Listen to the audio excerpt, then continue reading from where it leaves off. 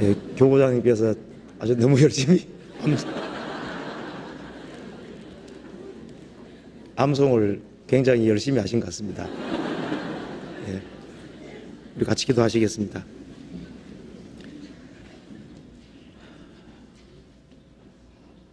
사랑과 은혜가 충만하신 하나님 아버지 감사합니다. 하나님을 등지고 죄 가운데 살던 저희들을 긍휼히 여기시고 그 보배로운 피로 구속해 주신 그 크신 은혜와 사랑을 인하여 진심으로 감사를 드립니다. 역사의 마지막 시대를 살아가는 저희들에게 하나님을 알게 하시고 복된 소망을 가지고 살게 해주신 것을 진심으로 감사합니다. 우리 주변에 불쌍한 잃어진 영혼들이 너무나도 많이 있습니다. 그 영혼들을 위해서 우리가 무엇을 해야 할지를 더욱 깨달아 알 수 있도록 도와주시고 전능하신 주님의 품 안에 살아가는 것이 얼마나 큰 행복인지를 알 수 있도록 더욱 도와주옵소서. 주님 앞에서는 그날 칭찬과 영광과 존귀를 얻을 수 있도록 저희들의 생활을 지도해 주시고 도와주옵소서. 멀리 인도에서 전도 중에 있는 이요한 목사님, 이상미 목사님, 오세일 목사님 또 함께 하시는 모든 분들에게 도와주셔서 이번에도 주님의 크신 역사가 나타날 수 있도록 도와주시고 그로 말미암아 주님께 영광과 찬송이 돌아갈 수 있도록 인도해 주옵소서. 오늘같이 성경을 상고하는 이 시간 주 성령께서 두루 역사해 주시고 우리에게 필요한 은혜로 채워 주옵소서. 주 예수님 이름 받들어 기도하옵나이다. 아멘. 예. 시편 91편 봉독하시겠습니다. 시편 91편입니다.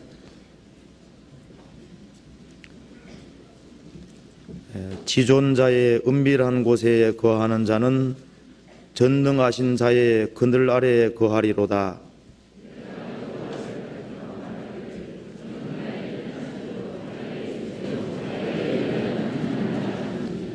이는 저가 너를 새 사냥꾼의 울모에서와 극한 연병에서 건지실 것이미로다.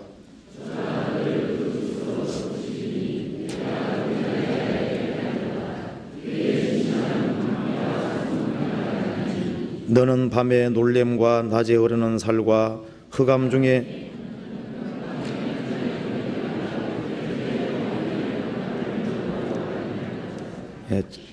천인이 내 곁에서 만인이 내 우편에서 엎드러지나 이 재앙이 내게 가까이 못하리로다.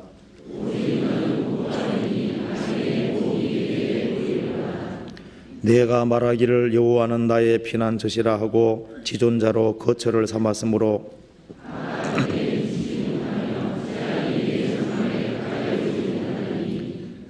저가 너를 위하여 그 사자들을 명하사 내 모든 길에 너를 지키게 하심이라.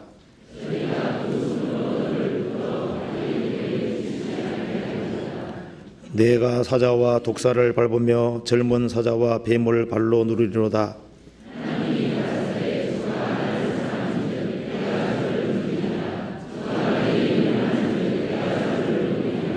저가 내게 간구하리니 내가 응답하리라.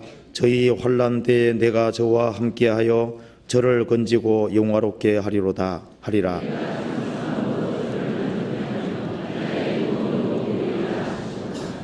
예, 성가대 찬송이 있겠습니다.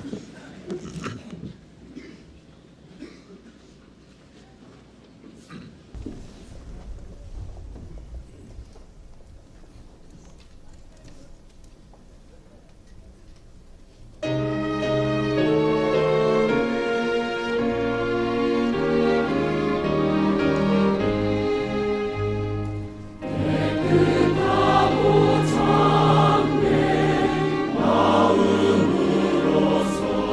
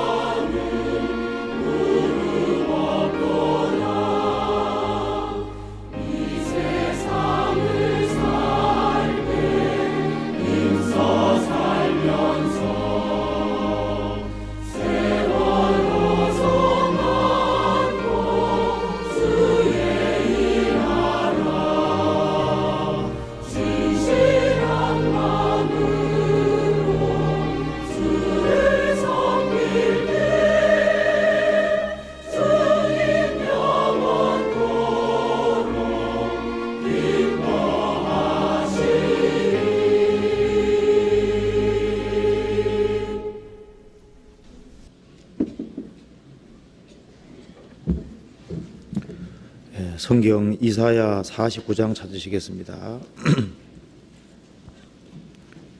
49장 2절 찾으시겠습니다. 천공 27페이지입니다.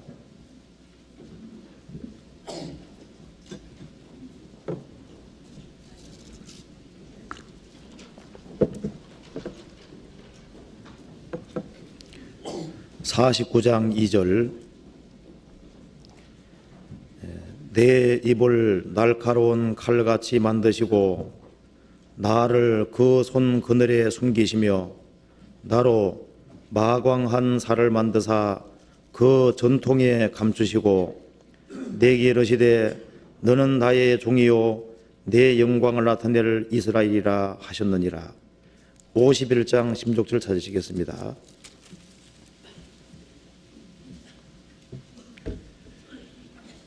(16절) 내가 내 말을 내 입에 두고 내 손 그늘로 너를 덮었나니 이는 내가 하늘을 펴며 땅의 기초를 정하며 시온에게 이르기를 너는 내 백성이라 하려 하였음이니라. 거기까지입니다. 이번에 다 아시는 대로 인도의 복음의 문이 열려서 이어한 목사님과 이상윤 목사님 그리고 오셀 목사님과 또 여러 일행들이 같이 인도에 가 있습니다. 우리가 인도에 전도하게 되리라고 하는 것은 아마 참 생각하기가 어려웠는데 주님께서 그렇게 길을 열어주셨습니다. 이번에 주님의 크신 역사가 있으리라고 확신합니다. 그리고 이 일을 위해서 같이 기억해 주시고 꼭 기도를 하셔야 되겠습니다. 그리고 오늘 이 시간에는 이사야 49장 2절 말씀 속에 보면은 2절에 보면은 내 입을 날카로운 칼같이 만드시고 나를 그의 손 그늘에 숨기시며 나로 마광한 살을 만드사 그 전통에 감추시고 이런 말씀이 있는데요. 이건 물론 예수님에 대한 예언입니다. 여호와의 종으로 예수님이 세상에 오셨을 때 하나님의 전능하신 하나님의 손이 예수님과 함께 하신 것을 말하고 있는 겁니다. 그래서 2절에 보면은 내 입을 날카로운 칼같이 만드시고 그 예수님의 입은 날카로운 칼처럼 큰 힘과 능력이 있었습니다. 그리고 나를 그 손 하나님의 전능하신 손 그늘에 숨기시며 예수님은 하나님의 전능하신 손 그늘에 있었다고 되어 있죠. 나로 마광한 잘 갈린 화살을 만드사 그 전통에 감추시고 이 말씀에서 우리가 오늘 좀 생각해 볼 것은 나를 그 손 그늘에 감추시고 우리가 이 구절을 한번 생각을 해 봅시다. 전능하신 하나님의 손 그늘에 감추시며 이 말 뜻이 뭔지를 한번 같이 생각을 해 보시겠습니다. 그리고 51장 16절도 예수님에 대한 말씀인데요. 내가 내 말을 내 입에 두고 내 손 그늘로 너를 덮었나니 이는 내가 하늘을 펴며 땅의 기초를 정하며 시온에게 이르기를 너는 내 백성이라 하려 하였음이니라. 사람들을 구원의 길로 인도하기 위해서 내 손 그늘로 너를 덮었다. 예수님을 덮은 것을 말하고 있습니다. 이 성경 속에 그늘에 대한 많은 말씀들이 나와 있습니다. 그래서 전능하신 하나님의 손 그늘로 너를 덮었나니 이 뜻이 뭔지를 한번 같이 생각을 해봐야 되겠습니다. 사람들이 그늘이란 말은 많이 사용하지 않습니까? 남편의 그늘이란 말도 사용하고 또 장인 장모 그늘이란 말도 사용하지 않습니까? 또 깡패 그늘이라 이런 말도 사용합니다. 그렇죠? 시댁의 그늘 아래에 있다 뭐 그런 말을 사용합니다.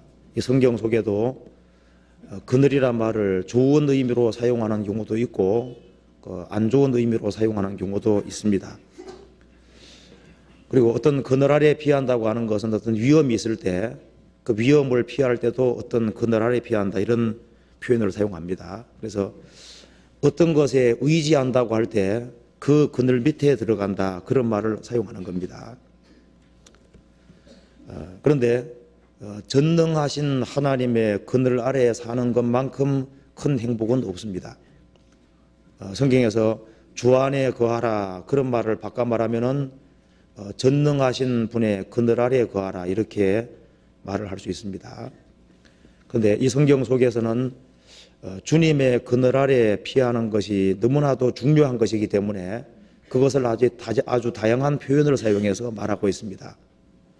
그 성경 속에 보면은 주의 날개의 그늘 아래 그런 말씀도 있습니다. 그것은 하나님을 어미새로 비유하고 있는 거예요. 어미새 아래에 있는 그 새끼새, 그 그늘 아래에 있는 그런 표현도 사용하고 있고, 또 어머니 품 안에 있는 자식처럼 그것도 어머니 품 그늘 아래에 있는 겁니다. 또 남편의 그늘 아래에 있다는 표현으로 사과나무 그늘 아래 그런 표현도 있습니다. 또 전능하신 자의 그늘 아래 그런 말씀도 있습니다. 근데 여기에서는 전능하신 자의 그늘 아래보다 더 구체적으로 내 손 그늘로 너를 덮었나니, 그 전능하신 자 손의 그늘, 전능하신 자의 손 그늘이라고 되어 있지 않습니까? 더 구체적으로 되어 있습니다. 그늘로 너를 덮었나니. 이것을 한번 하나씩 생각을 해봅시다. 먼저 성경 마태복음 4장을 찾아봅시다. 마태복음 4장 4장 16절에 보시겠습니다.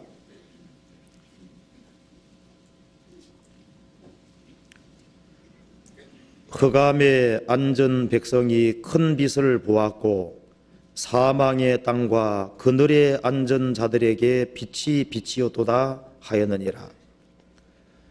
예수님이 초림하실 것을 예언한 말씀인데요. 흑암에 앉은 백성이 큰 빛을 보았고, 사람들은 구원받기 전에는 흑암에 앉은 백성이었습니다.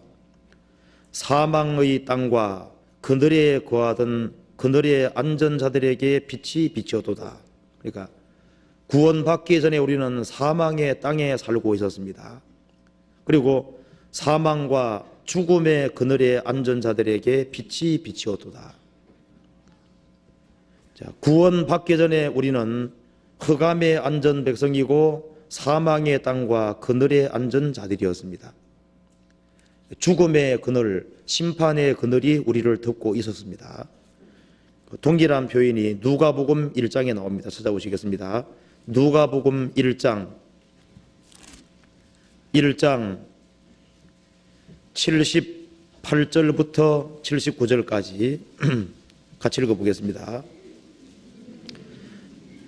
자, 이는 우리 하나님의 긍휼을 인함이라. 이로써 돋는 해가 위로부터 우리에게 임하여 어둠과 죽음의 그늘에 앉은 자에게 비치고 우리 발을 평강의 길로 인도하시리로다 하니라. 자, 예수님이 오시기 전에 우리는 어둠과 죽음의 그늘에 앉은 자라고 이렇게 묘사가 되고 있습니다. 그렇죠. 우리 구원받기 전에 우리는 어둠과 죽음의 그늘에 앉은 백성이었습니다. 우리는 소망이 없는 땅에 살고 있었습니다. 그런데 예수님이 빛으로 오셔서 어둠을 물리치시고 우리를 밝은 빛 가운데, 생명 가운데로 옮겨주셨습니다. 어둠과 죽음의 그늘에 앉은 자에게 비치고, 이런 표현이 나와 있는데, 어둠과 죽음의 그늘에 앉은 자들, 그러니까 그리스도 안에 들어오지 못한 모든 사람들은 어둠과 죽음의 그늘에 앉은 자들입니다. 시편 107편에 찾아보시겠습니다.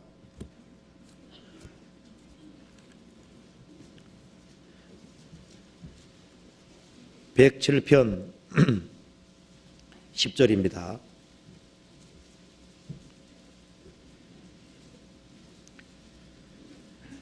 사람이 흑암과 사망의 그늘에 앉으며 곤고와 쇠사슬에 매임은 하나님의 말씀을 거역하며 지존자의 뜻을 멸시함이라. 그러므로 수고로 저희 마음을 낮추셨으니 저희가 엎드러져도 돕는 자가 없었도다. 이에 저희가 그 근심 중에 여호와께 부르짖음에 그 고통에서 구원하시되, 그다음 같이 읽겠습니다. 흑암과 사망의 그늘에서 인도하여 내시고 그 붉은 줄을 끊으셨도다. 예. 여기 말한 대로 사람이 흑암과 사망의 그늘에 앉으며 곤고와 쇠사슬에 매여있다. 사람이 구원받기 전에는 흑암과 사망의 그늘에 앉아있고 곤고와 쇠사슬에 매여있다는 것은 죄수처럼 이 감옥에 갇혀있는 상태인 겁니다. 그 이유는 하나님의 말씀을 거역하며 지존자의 뜻을 멸시합니다. 사람들이 아담 이래로 하나님과 같이 살기 싫다고 하나님을 등지고 떠나가 버렸습니다. 그래서 구원받지 못한 모든 사람은 흑암과 사망의 그늘에 앉아 있는 것이고 곤고와 쇠사슬에 매여 있는 겁니다. 구원함을 얻을 때 흑암과 사망의 그늘에서 벗어나서 주님이 붉은 줄을 끊어졌으니까 우리가 해방이 된 거예요. 근데 지금도 많은 사람들이 이 어둠과 죽음의 그늘, 흑암과 사망의 그늘 아래에 매여 있습니다. 지금 세상 학설의 그늘 아래에 매여 있는 사람들이 많이 있습니다. 어떤 사람은 진화론이라고 하는 그 그늘 밑에 있는데 그건 사망의 그늘입니다. 그리고 그런 이론과 논리에 꽉 매여 있는 것은 공고와 쇠사슬에 매여 있는 것하고 똑같은 거예요. 세상 학물이라는 그런 잘못된 사슬에 묶여 있습니다. 그것이 흑암인 거예요. 흑암. 거기에는 아무 소망이 없습니다. 지금도 너무나도 많은 사람들이 철학의 종로로 타고 있고 세상의 학문과 세상 책과 세상 학설 그 밑에 앉아 있는데 그 모든 것은 사망의 그늘에 불과한 겁니다. 거기에는 인간의 문제를 아무것도 해결할 수 없는 거예요. 자신들은 빛 가운데 있다고 생각할지 몰라도 사실은 그리스도 안에 들어오지 못한 모든 사람들은 흑암과 사망의 그늘에 앉아 있는 겁니다.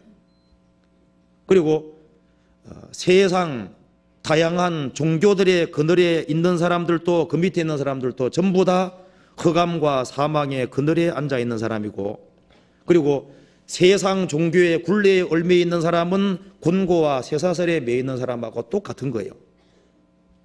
그리고 기독교라는 간판을 걸고 있지만은 거듭나지 못하게 하는, 성령 역사하지 않는 그곳에 얽매여 있는 모든 사람도 사망과 흑암의 그늘에 앉아 있는 겁니다. 예수님 당대 훌륭한 종교가들이 많이 있었습니다. 그렇지만은 성경에서는 그 모든 사람들이 흑암과 사망에 앉아 있었다 그랬습니다. 거기에 예루살렘 성전이 있고 하나님을 섬기는 예배의식이 있고 성경책이 있었지만은 그럼에도 불구하고 그 밑에 있는 사람들은 흑암과 사망의 그늘에 앉아 있고 율법에 매여서 사망의 종로를 하고 있었다고 되어 있는 겁니다. 이 성경에서는 많은 사람들이 음료의 그늘 아래, 타락된 기독교 아래 있다고 되어 있습니다. 내 백성들아 너희는 저희 중에서 나오라 그랬습니다. 그의 받을 재앙을 받지 말라고 되어 있어요. 또 어떤 사람들은 세상 그 못된 친구들의 그늘 밑에 있습니다. 거기에 꽉 붙잡혀 있는 거예요. 또 어떤 사람들은 인간이 만들어낸 세상 문화라는 그 그늘 밑에 있는 거예요. 어떤 사람은 평생 그냥 태어나서 텔레비전만 보다가 죽는 사람도 있어요. 텔레비전 보는 재미로 살다가 죽는 건 거기에 꽉 매여 있는 사람입니다. 어떤 사람들은 어떤 연예인들에게 매여 있고요. 지금 우리 시대에 영웅 숭배가 심각합니다. 썩어질 사람을 섬기는 거예요. 사람의 그늘 밑에 있는 거예요. 자, 우리가 이 성경 속에서 보면은 많은 사람들이 잘못된 그늘 밑에 있습니다. 그리스도 안에 나와 있지 않는 모든 사람들은 사망과 흑암의 그늘에 앉아 있는 사람이고 거기에 묶여 있는 사람인 겁니다. 구원함을 얻을 때 흑암과 사망의 그늘에서 주님께서 우리를 인도하시고 그 얼건줄을 끊으셔도다. 거기에 해방된 사람이 그리스도인이지 않습니까? 사사기 9장에 보면은 요담의 나무 비유에 보면은 이 아비멜렉은 가시나무입니다. 그런데 세겜 사람들은 가시나무 같은 아비멜렉의 그늘 밑에 피해 있었습니다. 잘못된 그늘 밑에 피해 있는 거예요. 사사기 9장 찾아봅시다. 사사기 9장 사사기 9장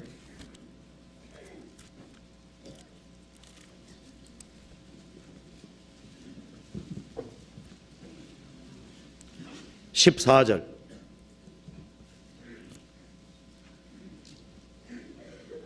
(9장) 14절. 이에 모든 나무가 가시나무에게 이르되 너는 와서 우리 왕이 되라 하매 가시나무가 나무들에게 이르되 너희가 참으로 내게 기름을 부어 너희 왕을 삼겠거든 와서 내 그늘에 피하라. 그리하지 아니하면 불이 가시나무에서 나와서 레바논의 백향목을 사를 것이니라 하였느니라. 이제 너희가 아비멜렉을 세워 왕을 삼았으니 너희 행한 것이 과연 진실하고 의로우냐? 이것이 여롯바알과 그 집을 선대함이냐? 이것이 그 행한 대로 그에게 보답함이냐? 미디안 사람을 쳐부순 기드온, 그 기드온 아들들은 하나같이 좋은 나무였습니다. 그래서 기드온의 아들들은 자기 아버지를 본받아서 자기 위치를 그대로 지키기를 원했습니다. 이스라엘 백성들을 위해 군림하는 것을 원치 않았습니다. 그래서 좋은 나무에게 물었지 않습니까? 감람나무에게 묻고 포도나무에게 묻고 모가나무에게 물었을 때 그 좋은 나무들은 하나같이 말하기를 내가 현재 있는 위치가 하나님과 사람을 기쁘게 하고 하나님과 사람을 영광스럽게 하는 위치인데 어떻게 내가 이 위치를 어기고 나무들을 요동하리요? 못하겠다 그랬습니다. 그런데 아비멜렉 이 사람은 그 기드온의 첩의 아들입니다. 그래서 이 아비멜렉은 왕이 되라 하니까 그냥 쏙 올라가 버린 거예요. 그리고 말하기를 자, 내 그늘 아래에 피하지 아니하면은 불이 가시나무에서 나와서 레바논의 백향목을 사를 것이니라. 그 세겜 사람들이 아비멜렉을 왕으로 삼고 그 그늘 밑에 있는 겁니다. 이건 완전히 반역이고 완전히 잘못된 거예요. 자, 이 성경 속에서 말씀하신 대로 구원함을 얻은 사람들은 모든 거짓에서 벗어나서 주님의 그늘 아래에 들어가 있는 사람입니다. 때때로 구원함을 얻은 사람도 어떤 육신적인 문제와 상황이 생기면은 그 주님의 그늘을 피해서 이사야 55장 4절 보면은 주님이 그늘이라 그랬습니다. 주님이 우리의 그늘이라고 하는 것은 그 안에 있으면은 안식이 있고 그늘 밑, 주님 그늘 밑에 있다는 것은 뭘 말하는 겁니까? 우리는 주님의 주권 아래에 있고 주님의 그늘 아래에 있는 사람은 주님이 모든 것을 공급해 주시고 보호하시고 양육하시고 주님이 다스리시는 그 안에 사는 것이 행복인데 어떤 육신적인 문제가 생기면은 그 주님의 그늘을 벗어나서 잘못된 다른 종류의 그늘에 의지하는 그런 경향이 있는데 그걸 성경에서 애굽의 그늘이라고 말을 했습니다. 이사야 30장 찾아봅시다. 이사야 30장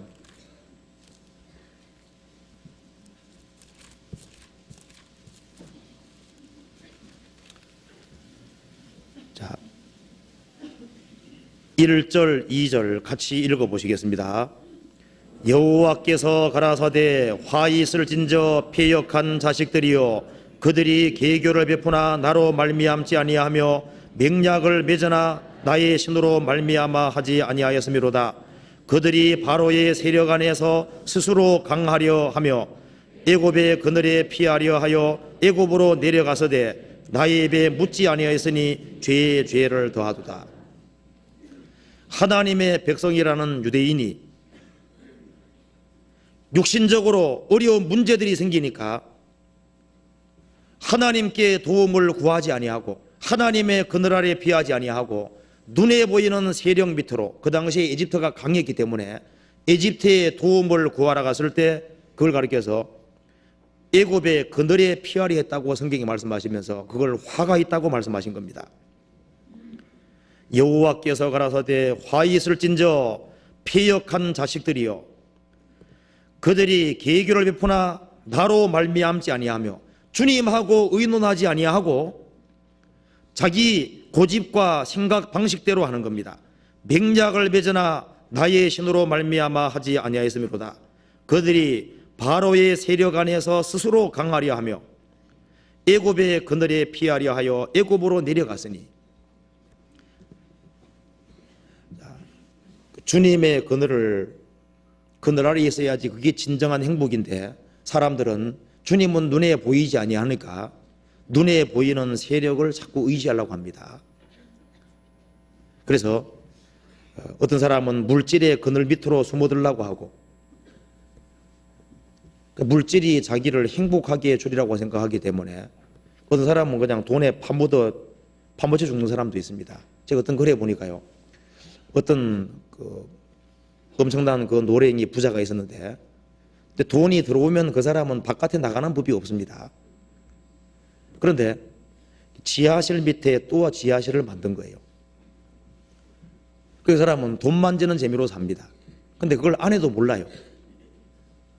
그래서 지하실에 들어가서 돈 만지는 재미로 사는데, 어느 날 지하실에 들어가 버렸는데 바람이 어떻게 불어 들어와서 문이 꽝 닫혀 버렸는데 이게 안 열리게 된 거예요.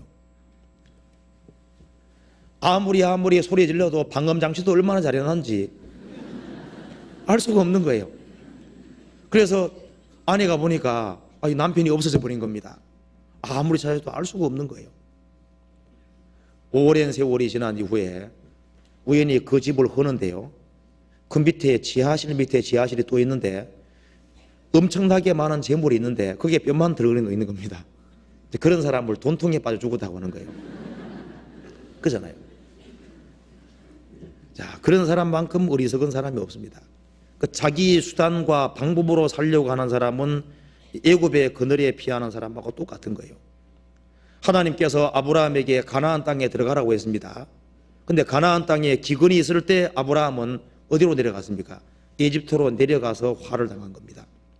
이집트에 내려갔을 때 돈은 많이 벌었지만은 거기에 하갈이라는 여자를 하나 데려왔기 때문에 그 여자 때문에 집안에 아주 문제가 아주 엄청 심하게 된 겁니다.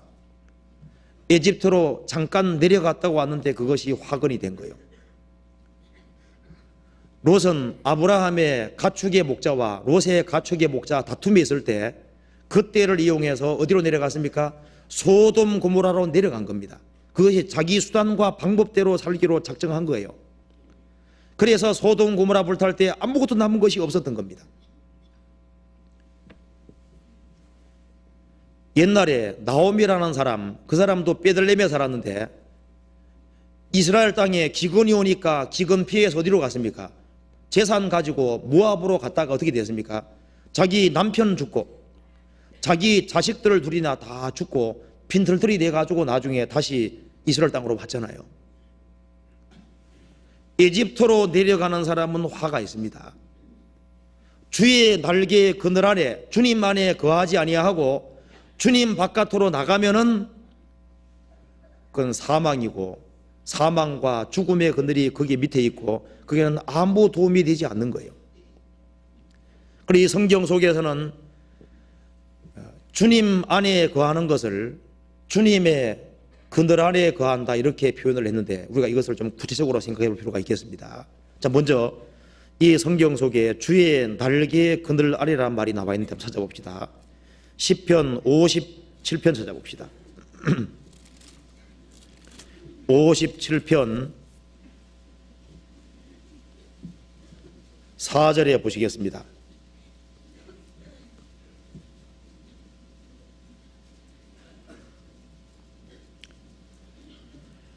내 혼이 사자 중에 처하며 내가 불사르는 자 중에 누웠으니 곧 인생 중에라. 저희 이는 창과 살이요 저희 혀는 날카로운 칼 같도다. 이 말씀에서 내 혼이, 영혼입니다. 내 혼이 사자 중에 처하며, 라이온 사자입니다. 사자 중에 처하며, 그러니까 사자들이 둘러싼 가운데 자기가 있다는 거예요. 내가 불 살아난 자 중에 누웠으니 곧 인생 중이라. 인생이 무섭다는 겁니다. 이 내용은 사울이 이스라엘 사람들을 동원시켜서 다윗을 잡으려고 하는 거예요. 그래서 이 다윗을 완전히 포위해서 다윗을 죽이려고 하는 상황입니다. 그래서 내 혼이 사자 중에 처하며 내가 불 살아난 자 중에 누웠으니 곧 인생 중이라. 성경에서는 사람 의지하지 마라 그랬습니다. 우리 시대는 정말 눈 뜨고 고백하는 세상이란 말이 맞아요. 얼마나 사기치는 사람들이 많고, 우리 시대만큼 믿을 수 없는, 사람 믿을 수 없는 그런 시대도 없습니다. 이 험악한 세상에서 다윗은 말했습니다. 내 혼이 사자 중에 처하며 내가 불 살아난 중에 누웠다. 그럼에도 불구하고 피할 곳이 있습니다. 57편 1절 같이 읽어보겠습니다. 하나님이여 나를 긍휼히 여기시고 나를 긍휼히 여기셔서 내 영혼이 죽게로 피하되 주의 날개 그늘 아래에서 이 재앙이 지나기까지 피하리이다. 예. 자, 사방이 완전히 막힌 이 상황 속에서 다윗은 말했습니다. 내 영혼이 죽게로 피하되 주의 날개 그늘 아래에서 이 재앙이 지나기까지 피하리이다. 자, 주의 날개 그늘 아래에서란 말이 나와 있죠. 그럼 이것은 주님을 무엇으로 생각하는 겁니까? 어미새로 생각하고 있는 겁니다. 자, 주의 날개 그늘 아래. 다윗은 어째서 주의 날개 그늘 아래 피하기를 원했을까요? 자, 주의 날개 그늘 아래 무엇이 있기 때문에 그렇게 피하기를 원했을까요?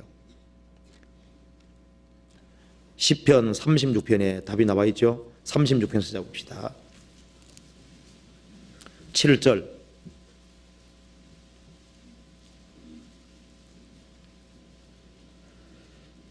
하나님이여 주의 인자하심이 어찌 그리 보배로우신지요 인생이 주의 날개 그늘 아래 피하리이다.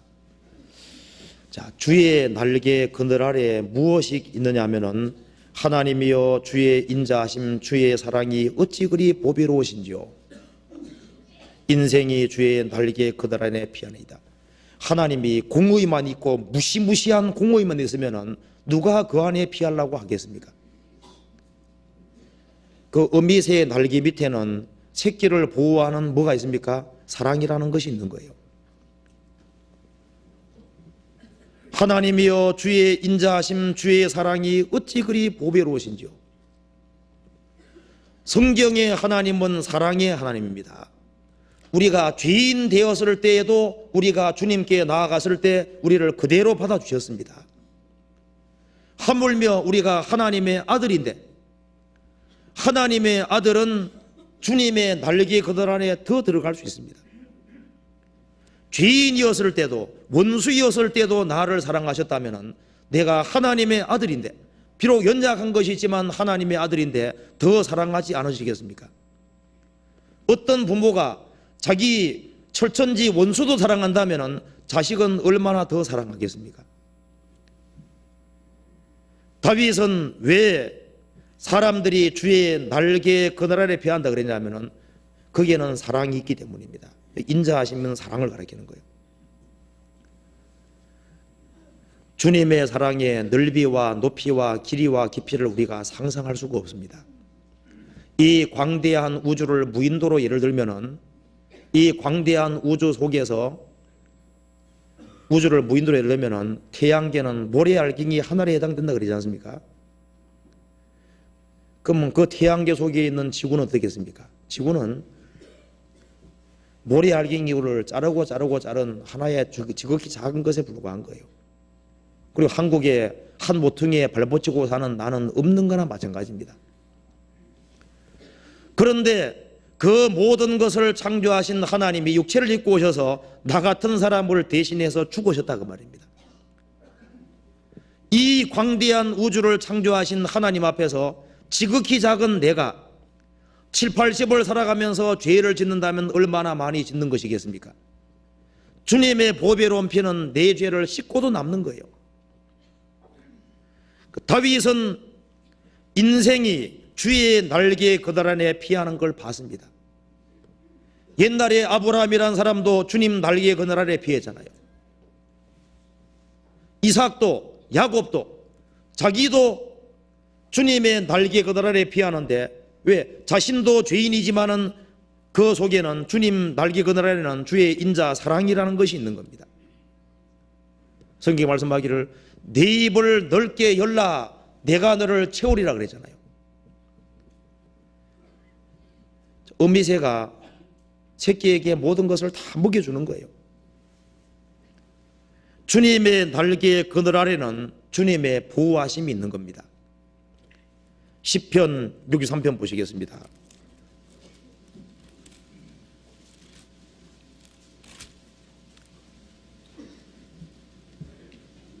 7절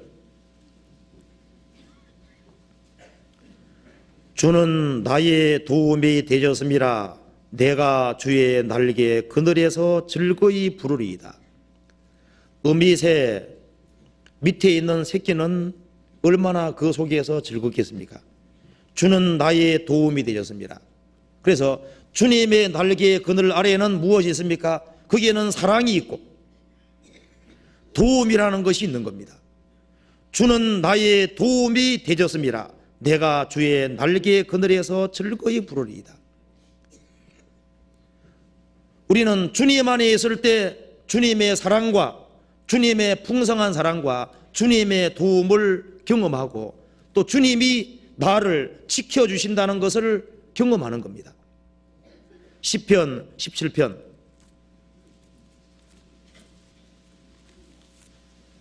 8절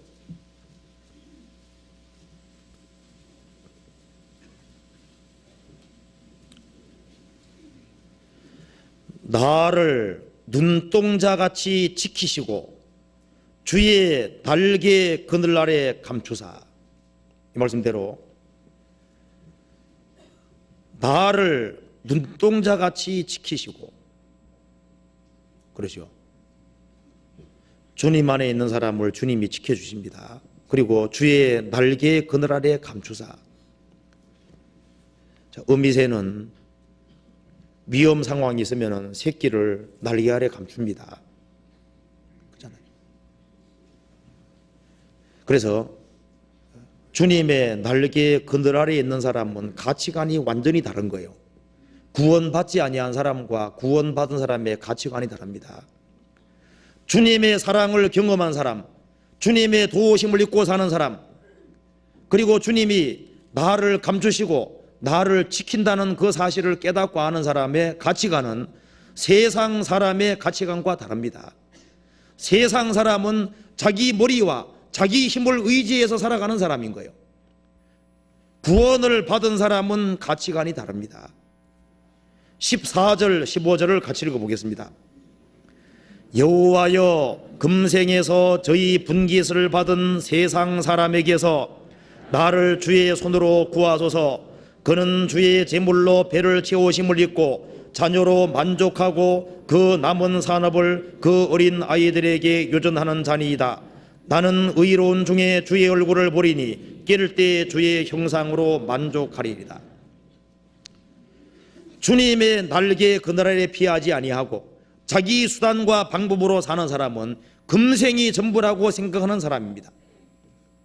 그래서 금생이 전부라고 생각하기 때문에 이 사람들은 주의 제물로 배를 채우심을 입고 자녀로 만족하고 그리고 자녀들 고생시키기 위해서 재산을 많이 벌어서 자기 배를 채우고 남은 것은 자녀들에게 넘겨주는 그런 재미로 산다는 거예요. 그런데 그리스도인들은 금세가 전부가 아니라는 거 압니다. 영원한 내세가 있다는 걸 알지 않습니까? 우리는 불멸의 영혼을 가지고 있습니다. 제가 최근에 어떤 글을 읽어보니까 참 그 마음에 느껴지는 것이 많았습니다. 해와 달과 별들이 없어진다고 할지라도 없어지지 않는 영혼을 가진 사람의 그 책임과 그 존귀함, 그것을 누가 측량할 수 있겠냐는 그런 얘기를 쭉 한 것이 있거든요. 그렇죠. 해와 달과 별들이 없어진다 할지라도, 이 우주가 없어진다 할지라도 없어지지 않는 영혼을 가진 그 사람의 그 존귀함과 그리고 책임의 막중함을 누가 알겠냐 그 말입니다. 사람은 금세를 위해서 지음받은 것이 아닙니다. 세상 사람들은 금세가 전부라고 생각하지만 금세가 전부가 아닙니다. 금세는 잠깐이고 영원한 내세가 있는 거예요. 그것을 주님의 사랑을 깨달은 사람, 주님의 성령을 받은 사람은 그것을 압니다. 그렇기 때문에 나는 의로운 중에 주의 얼굴을 보리니, 깨를 때가 부활할 때입니다. 부활할 때 주의 형상으로 만족하리이다. 주님처럼 영광스러운 부활의 몸을 입고 주님 얼굴을 대면해 보고, 그리고 주님 안에서 영원히 살 그런 확실한 소망을 가지고 사는 거예요. 눈에 보이는 것은 잠깐이요 눈에 보이지 않는 것은 영원함이니라. 그 영원한 세계가 있는 겁니다. 그래서 그 옛날에 모압 땅에 살고 있던 룻이 자기의 부모와 형제와 친척을 버리고 어째서 시어머니 나오미를 따라서 이스라엘 땅에 왔냐 그 말입니다. 그 룻은 영원한 약속을 바라고 온 겁니다. 금세가 전부라고 생각했으면 시어머니를 따라오지 않습니다. 남편이 죽고 자식이 다 죽어버린 그 홀어머니 시어머니이지 않습니까? 볼 것이 뭐가 있겠어요? 따라온 것은 그 시어머니가 믿는 하나님을 본 겁니다. 그 시어머니에게 함께 하시는 하나님, 그리고 이스라엘 땅에 하나님의 약속이 있는 것을 알기 때문에 주님의 날개의 그늘 아래 피하러 왔다고 성경에 표현되어 있는 거예요. 룻기 2장 찾아보시겠습니다. 룻기 2장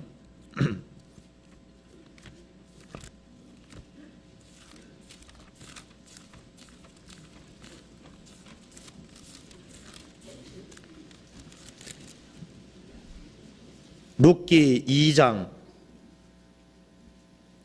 11절 404페이지입니다.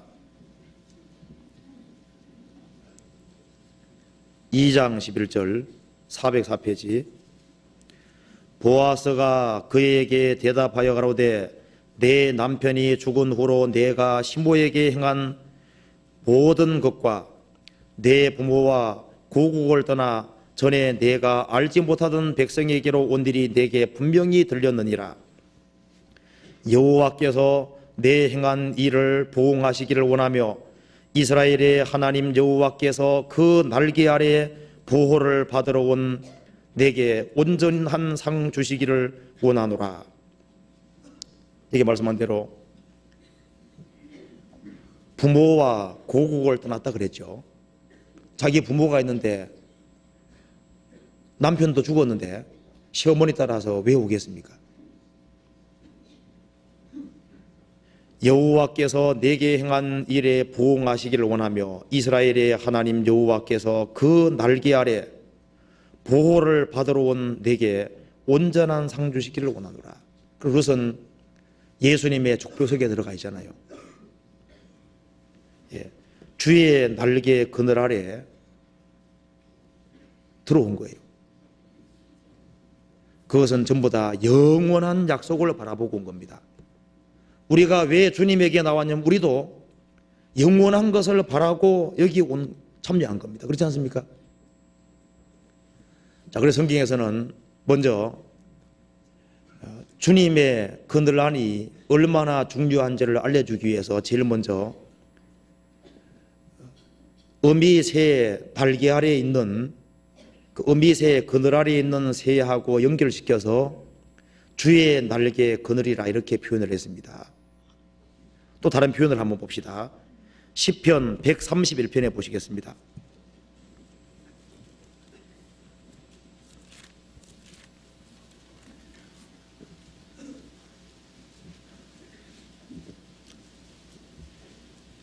(131편) 1절 2절에 제가 읽어보겠습니다. 여호와여, 내 마음이 교만치 아니하고 내 눈이 높지 아니하며 내가 그늘과 미치지 못할 기이한 일을 힘쓰지 아니하나이다. 실로 내가 내 심령으로 고요하고 평온케 하기를 젖된 나이가 그 어미 품에 있음 같게 하였나니 내 중심이 젖된 아이와 같도다. 성경에 보면은 암탉이 새끼를 날개 아래 모은다는 말씀이 있습니다. 자, 그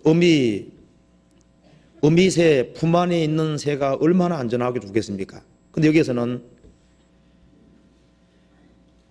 실로 2절에 실로 내가 내 심령으로 고요하고 평온케 하기를 젖된 나이가 그 어미 품에 있음 같게 하였나니. 자, 어머니 품 그늘 아래에 있는 그 젖된 아이, 다윗은 자신을 그렇게 표현하고 있는데 여기서 하나님을 어머니처럼 묘사를 하고 있는 거예요. 저절된 아이가 어머니 품에 안겨서 어머니 얼굴을 쳐다보고 그 평온한 마음으로 있는 그 모습하고 자신이 하나님의 품에 안겨 있는 모습을 이렇게 비교를 한 겁니다. 실로 내가 내 심령으로 고요하고 평온케 하기를. 이 어린애가, 젖된 어린아이는 자기 스스로 작은 자라고 생각하지 않습니까? 자기 스스로 미숙한 자라고 생각하는 거예요. 그 다 큰 어른은요, 엄마 품에 안 안깁니다. 그렇잖아요. 자기가 크다고 생각하면 안 안기는 거예요. 구원받은 사람도 자기가 어른이라고 생각하면 주님 품에 안 안기려고 그럽니다. 그 성경에 나와 있기를 사도 요한은 예수님 품에 기댔다 그랬지 않습니까? 여기에 다윗은 어머니 품에 있는 그와 같이 자기를 표현했습니다.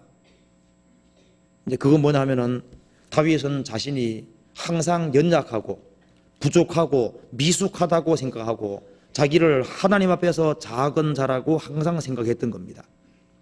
그런 사람이 하나님을 어머니처럼 그 품에 기댈 수 있는 거예요.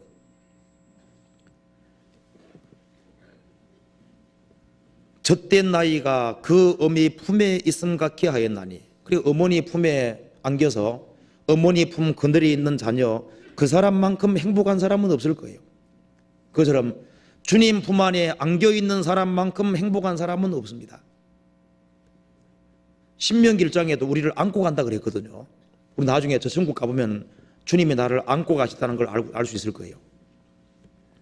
그리고 젖된 나이가 어머니 품에 있음 같게 하였나니, 그 어머니 품에 안겨 있는 자녀는 만족할 거예요. 우리가 주님 안에 주님이 나를 안고 가신다는 사실을 아는 사람은 그 속에서 만족할 겁니다. 그리고 여기 말씀하기를 내 심령으로 고요하고 평온케 하기를.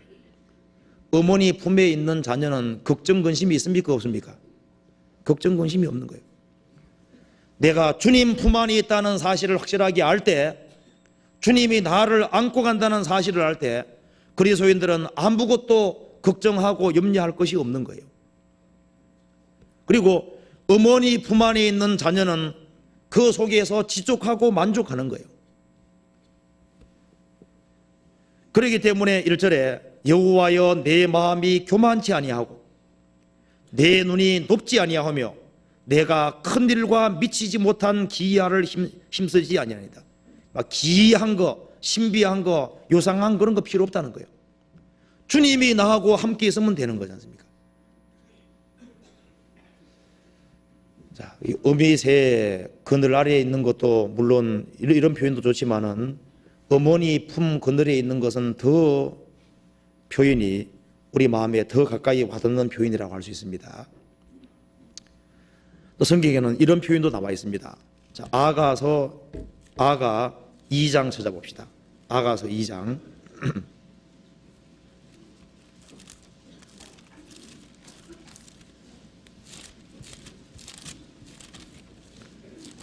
자, 아가서 2장 2절 3절 같이 읽어보시겠습니다. 여자들 중에 내 사랑은 가시나무 가운데 백합화 같구나. 남자들 중에 나의 사랑하는 자는 숲풀 가운데 사과나무 같구나. 내가 그 그늘에 앉아서 심히 기뻐하였고 그 실과는 내 입에 달았구나. 이게 남편과 아내 관계를 묘사하면서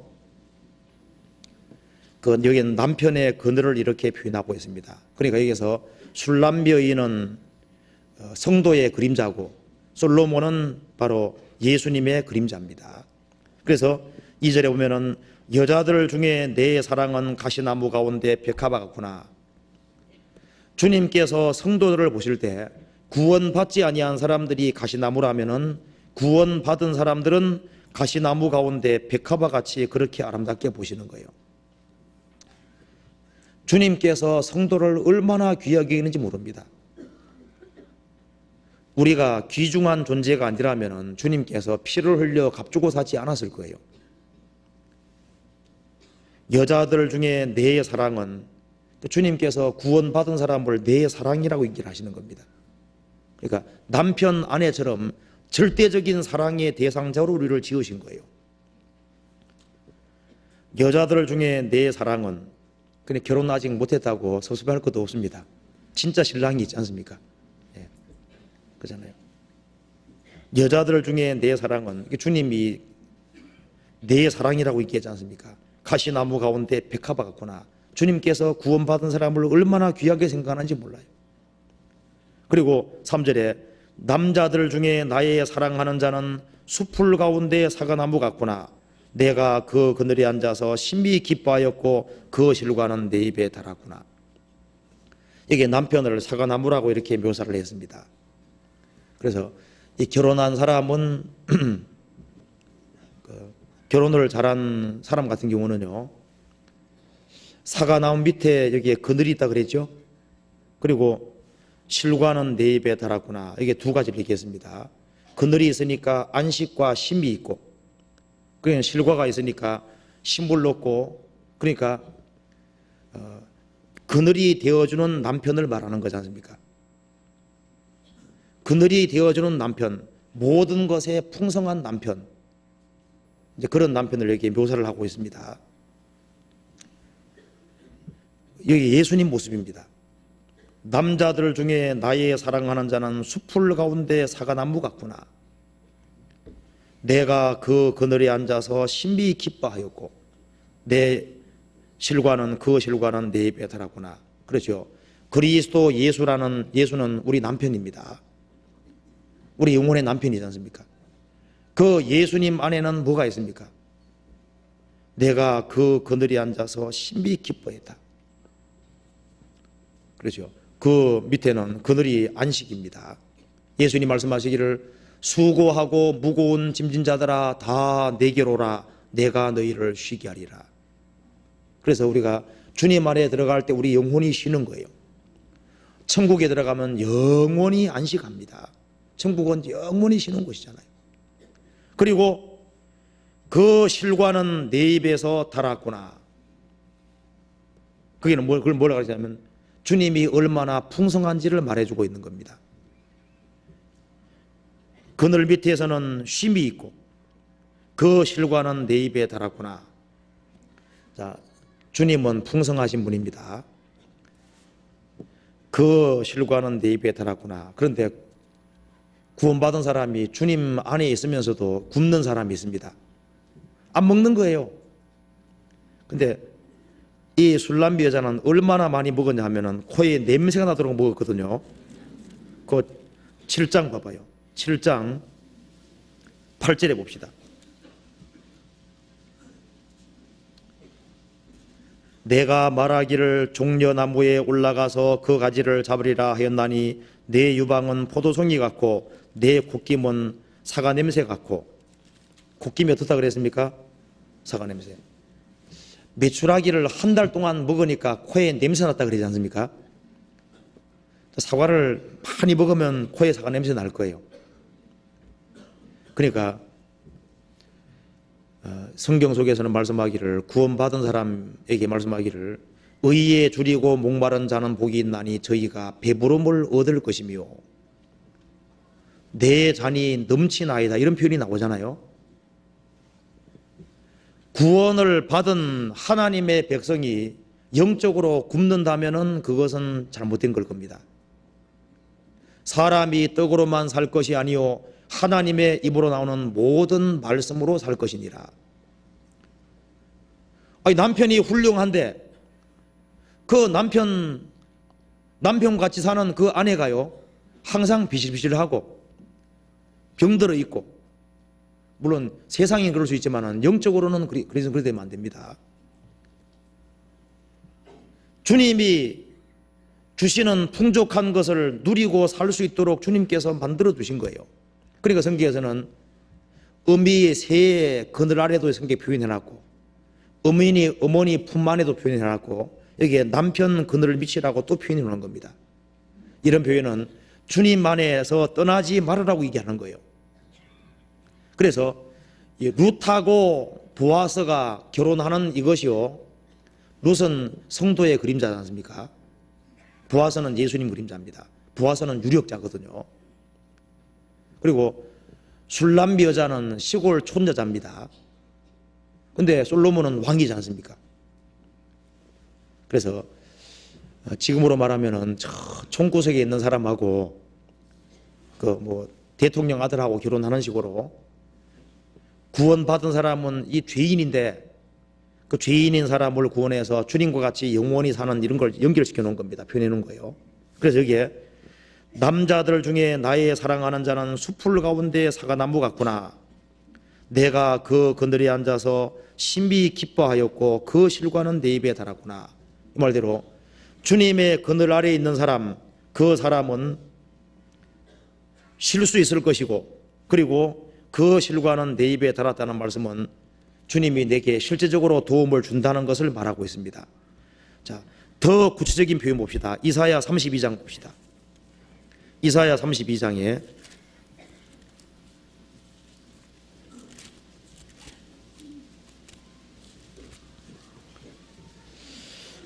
이사야 32장 표현은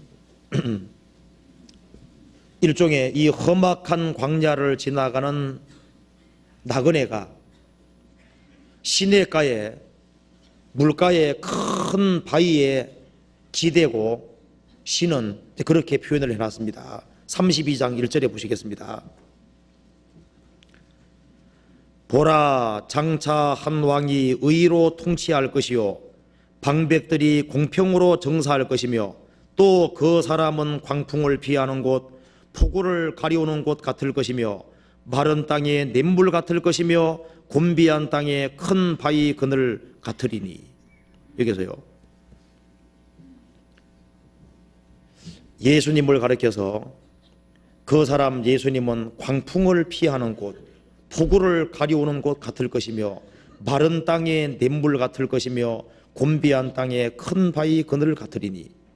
우리 이 표현을 보면 참 표현이요, 이 마른 땅은 광야를 가리키는 겁니다. 그 광야에 냇물이 흐르고 그 옆에 큰 바위 그늘이 있다고 해봅시다.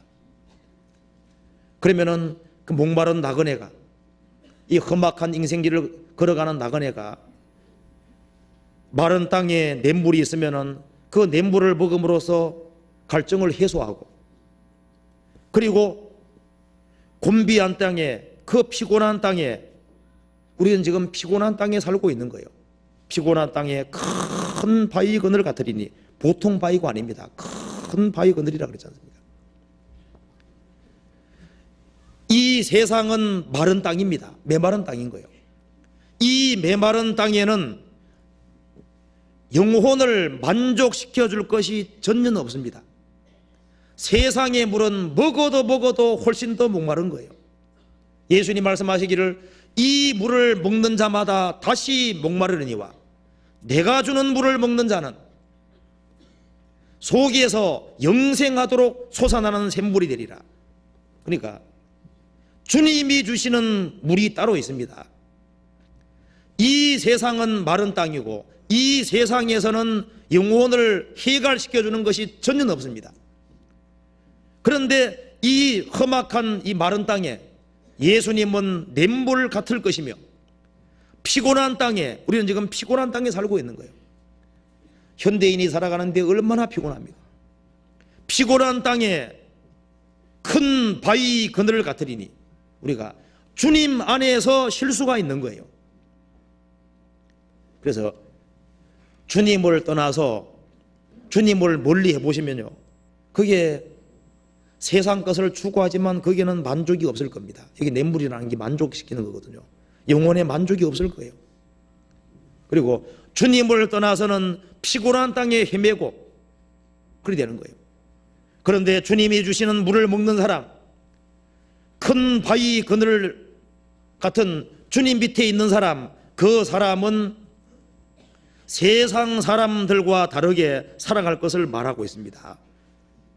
그래서 주님의 주시는 물을 먹는 사람, 그리고 곤비한 땅에 큰 바위 그늘같이 주님을 자기의 피난처로 삼고 거기에서 안식하고 쉬는 사람, 그 사람은 3절 이하의 결과가 생긴다 그랬습니다. 3절 보시겠습니다. 보는 자의 눈이 감기지 아니할 것이요 듣는 자의 귀가 기울어질 것이며, 사람이 너무 피곤하고 그리고 메마른 땅을 너무 많이 걸어가서 물도 먹지 못하고 이렇게 되면요, 아무 힘이 없는 거예요. 눈도 흐려지고 모든 게 흐려집니다. 그런데 너무너무 피곤한 곳에 있다가 마른 땅에 냇물을 먹었다고 해봅시다. 그리고 바위 그늘에서 쉬었다고 해봅시다. 그럼 눈이 밝아질 거예요. 그것처럼요, 주님이 주시는 물을 먹는 사람, 그 사람은 보는 자의 눈이 감기지 아니할 것이요 듣는 자의 귀가 기울어질 것이며, 그래서 우리가 주님의 생명을 받았을 때 영혼의 눈이 열렸습니다. 그 물을 계속 먹으면 훨씬 더 많은 것을 볼 수 있게 되잖아요. 그래서 성경이 말씀하기를 이는 우리가 믿음으로 행하고 보는 것으로 하지 아니함이라. 육신의 눈으로 보면 구원받은 사람은 초라한 사람입니다. 육신의 눈만 있다면 여기에 모이는 사람도 이게 할 일 없이 모인 사람 그렇게 생각할 수도 있어요. 그리고 영혼을 건지기 위해서 노력하고 수고하는 그 모든 걸 보면은 육신으로 보면 다 어리석게 보일 수 있습니다. 그런데 구원함을 얻고 믿음의 눈으로 보면은 구원받은 사람은 보통 사람들이 아닙니다. 그 사람들은 하나님의 아들입니다. 가장 유명한 사람들이잖아요. 대기업을 일구는 것보다가 한 사람 영혼 건지는 게 훨씬 더 큰 겁니다. 장관 자리가 더 좋은 겁니까? 이 자리가 더 좋은 겁니까? 예? 솔직히 얘기해봐요. 그렇죠. 구원받은 사람들 속에 있다는 것이 얼마나 큰 행복인지 그것은 구원을 받아야지 알 수가 있는 겁니다. 영혼의 눈이 열리면은 구원받은 사람의 하루가 얼마나 중요한지를 알거든요. 아담이 선악과를 먹은 하루가 얼마나 큰 날이었습니까? 아담 하와는 선악과를 먹는 그 하루가 전 인류를 멸망으로 떨어뜨리겠지 않습니까? 예수님이 십자가에 죽으시는 그 한 달의 가치는 얼마나 큰지 몰라요. 아담이 선악과를 먹은 한 달과 비견될 날이 무슨 날입니까? 예수님이 십자가에 못 박힌 날입니다. 이 땅의 죄악을 하루에 제하리라. 우리 개인에게도 더 중요한 날이 있습니다. 그 구원받은 그날, 그 구원받은 한 날의 가치는 얼마나 큰지 상상할 수 없습니다. 이 복음이 이미 너희에게 너희가 듣고 참으로 하나님의 은혜를 깨달은 날부터 다니엘처럼 왕의 진미를 먹을 거냐 주님 말씀을 따를 거냐 선택의 기로에 섰을 때 주님 말씀을 따르기로 마음에 결심한 날, 그 날은 너무나도 가치가 크기 때문에 성경에 특별히 기록되어 있습니다. 이 이 세상에 방황하다가 이제부터는 나는 주님 영광을 위해 살겠다고 작정한 날, 그 한 날의 가치가 얼마나 큰지 모릅니다. 주께서 완전한 자의 날을 아시니 저희 기업은 영원하리로다. 그 날이 영어로는 데이즈입니다. 그러니까 구원받은 사람의 하루하루의 삶을 아시니 저희 기업은 영원하리로다. 그 하루하루가 구원받은 사람에게는 가치가 엄청 큰 거예요. 세상 사람은 하루하루가 별거 아닌 것이 뭘지 몰라도 구원받은 사람은 하루가 가치가 큽니다. 이 자리에 참석한 그 하루가 저 위에 가보면 얼마나 큰 가치가 있는지 알 거예요. 구원을 받아야만, 주님이 주시는 물을 먹어야만 영혼의 눈이 밝아지고 영혼의 귀가 밝아지도록 되어 있습니다. 그리고 주님이 주시는 생명을 계속 공급받아야만 사람이 지혜롭게 되는 거예요. 말씀을 벗어나 살면서 지혜롭다고 생각하면 안 됩니다. 4절에 조급한 자의 마음이 지식을 깨닫고 어눌한 자의 혀가 민첩하여 말을 분명히 할 것이라. 어리석은 자를 다시 존귀하다 칭하지 아니하겠고 기울한 자를 다시 정대하다 말하지 아니하리니. 여기 말씀하신 대로 조급한 자의 마음이 지식을 깨닫고, 주님이 주시는 자꾸 물을 먹으면요, 생명의 공급을 자꾸 받으면은 이 마음이 지식을 깨닫는 거예요. 하나님 말씀이 깨달아집니다. 어눌한 자의 혀가 민첩하여 말을 분명히 할 것이라. 영혼의 귀가 열리는 사람은 말을 분명히 하는 거예요. 근데 교제 가운데 있다가도 교제 가운데 떠난 사람 얘기하는 거 봐요. 입에서 그 전에는 지혜로운 말이 나왔는데 그 다음에는 안 나와요. 얘기하는 게 순전히 세상 얘기입니다. 영혼의 귀가 뚫린 사람은 혀가 민첩하여 말을 분명히 할 것이라. 간정이 불확실한 사람도 구원받은 사람들이 모이는 교제 가운데서 주님의 말씀을 공급을 계속 받으면은 간증이 아주 분명해집니다. 말이 분명하게 되도록 되어 있는 거예요. 그리고 어리석은 자를 다시 존귀하다 칭하지 아니겠고 괴율한 자를 다시 정대하다, 좀 너그럽고 자기도 자비롭고 좀 괜찮은 사람이다, 이런 식으로 말하지 않는다 그 말입니다. 구원받기 전에는 우리도 세상적으로 잘 나가는 사람, 돈 많고 권세 있는 사람, 많이 배운 사람, 그런 사람이 좀 뭔가를 아는 것처럼 보이고 그런 사람이 좀 굉장하다고 생각했는데, 구원받고 나면은 구원받지 아니한 사람이 얼마나 어리석은 자인지, 얼마나 거짓된 자인지 알지 않습니까? 이 가치관이 완전히 바뀌는 거예요. 그래서 구원을 받고 정말 주님이 주시는 그 냇물을 먹는 사람, 주님이 주시는 물을 먹는 사람, 그 사람은 고명한 일이, 고상한 일이 뭔지를 압니다. 그래서 그걸 추구하도록 되는 거예요. 8절 같이 읽어보겠습니다. 고명한 자는 고명한 일에 서리니 고명한 일을 도모하나니 그는 항상 고명한 일에 서리라. 이렇게 되는 이유는 15절에 보면은 필경은 위에서부터 성신을 우리에게 부어주시리니. 그래서 마른 땅의 냇물 같을 것이다. 성령을 공급받는 사람, 그 사람은 영혼의 눈과 귀가 열리고 혀가 열리고 마음에 깨달음이 생기고, 그리고 새로운 가치관을 가지고 고명한 일, 주님이 원하시는 그 고상한 일을 추구하는데, 그것은 바로 영혼을 건지는 일, 교회를 세우는 일, 다른 영혼을 붙잡아주는 일, 그것만큼 고명한 일은 없는 거예요. 이사야 1장 찾아보시겠습니다. 이사야 1장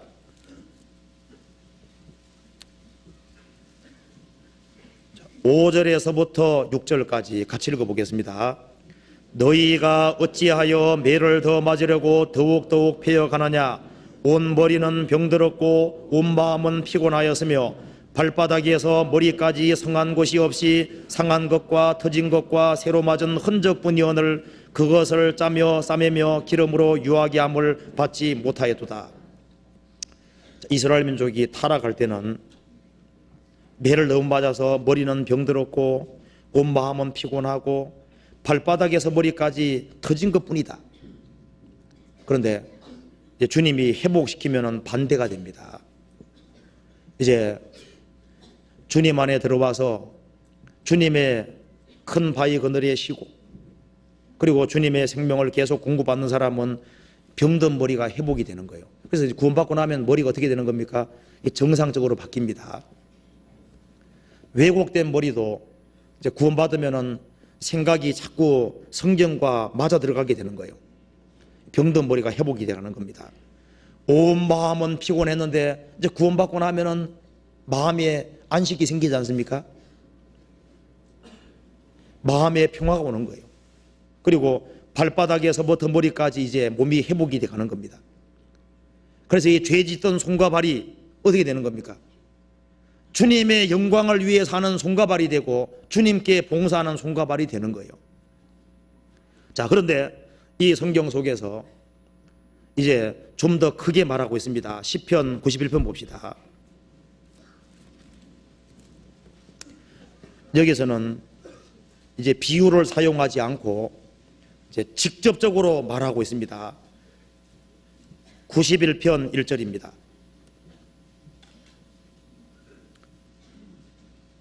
지존자의 은밀한 곳에 거하는 자는 전능하신 자의 그늘 아래 거하리로다. 내가 여호와를 가리켜 말하기를 저는 나의 피난 저시요 저요 나의 요새요 나의 의리하는 하나님이라 하리니. 여기는 비유를 사용하지 않았습니다. 이제 아주 엄청나게 크게 말하고 있습니다. 지존자, 하나님은 지극히 높으신 분인데 우리 상상을 끝없이 올려서 무한히 생각을 높여도 그보다 더 높으신 분이 하나님이지 않습니까? 별의 높음이 얼마나 높은가? 별의 높이를 누가 측량할 수 있겠습니까? 그런데 그 별을 만드신 분이 성경의 하나님이거든요. 예수님은 모든 하늘 위에 오르신 분입니다. 자, 지존자, 우리가 이건 상상할 수 없습니다. 하나님이 얼마나 높으신 분인지 누가 깨달을 수 있겠어요? 지존자, 지극히 높으신 자의 은밀한 곳에 거하는 자는 전능하신 자의 그늘 아래에 거하리로다. 우리가 전능이라는 개념을 이해할 수가 없습니다. 하나님은 전능하시다. 무엇이든지 할 수 있는 능력이 있는 이 광대한 우주를 다 창조하신 전능하신 자, 그분의 그늘 아래에 있다면은 이것만큼 엄청난 사실은 없는 겁니다. 전능하신 자의 그늘 아래에 살 수 있는 사람은 가장 큰 복이 있습니다. 그래서 성경에 말씀하기를 전능하신 자의 그늘 아래에 거하는 사람, 그 사람은 주님께서 인생을 살아가는 중에 위험에서 보존해 줄 뿐 아니라 사탄의 권세를 밟고 적극적으로 사탄의 권세를 밟고 주님께 영광을 돌리게 될 것을 쭉 말하고 있습니다. 9절에 보시겠습니다. 내가 말하기를 여호와는 나의 피난처시라 하고 지존자로 거처를 삼았으므로, 스스로 존재하시는 분, 영원부터 영원까지 영원히 존재하시는 그 여호와, 지존자, 그분의 그늘에 거하고, 그늘에 거하는 것은 바로 그분을 피난처로 삼고 자기 집으로 삼고 살아가는 사람입니다. 그 사람은 천인이 만인이 엎드러질 때 그 재앙이 내게 가까이 오지 못하리로다. 실절이 나와 있잖아요. 그뿐 아니라 13절 보시겠습니다.